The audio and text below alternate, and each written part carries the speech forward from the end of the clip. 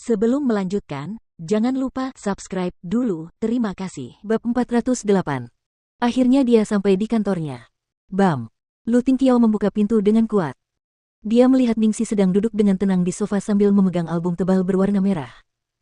Ketika dia melihat gadis itu sedang memegang album, sikap tenang Lu Tingqi yang biasa tergantikan oleh gelombang kecemasan, dan bahkan suaranya bergetar, "Ningxi."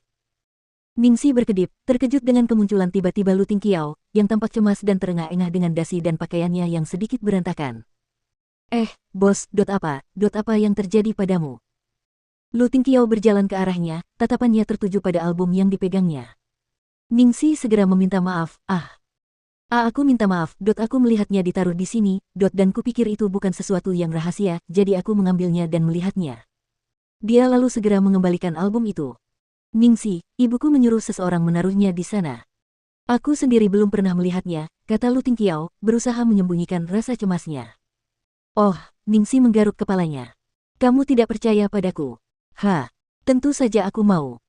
Kamu, Lu Tingqiao tidak pandai menjelaskan sesuatu, jadi setelah jeda, dia melanjutkan, tolong jangan marah, ini keputusan orang tuaku. Aku tidak punya niat untuk pergi kencan buta. Aku tidak akan pergi bahkan jika mereka yang mengaturnya untukku.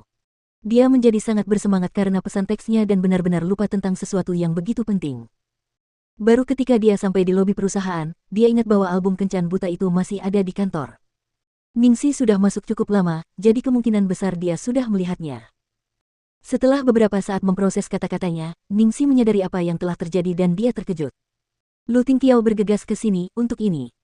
Pada saat itu, dia merasakan sesuatu mendorong jauh di dalam hatinya. Dia memang tahu bahwa untuk mewujudkan semuanya, dia perlu berusaha keras, tetapi dia tidak terlalu egois hingga membuat Lu Tingqiao menunggunya sampai akhir. Kalau saja dia bertemu dengan seseorang yang lebih dia sukai di sepanjang jalan, dia pasti akan merestuinya. Skenario terburuknya adalah jika hal itu terjadi, dia harus menghadiri pesta pernikahan. Ningxi mendongak dengan tatapan lembut ke arah pria yang murung itu, Lu Tingqiao, sebenarnya kamu tidak perlu seperti ini.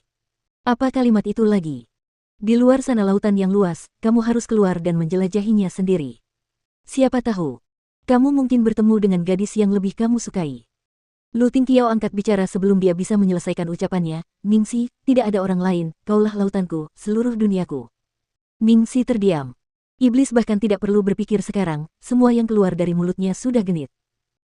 Jangan bahas ini sekarang. Waktumu sangat berharga. Coba lihat naskah ini. Ningxi segera mengeluarkan naskah itu. Lu Tingqiao melirik Ningxi dan setelah memastikan bahwa dia tidak marah, dia menghela napas lega, tunggu.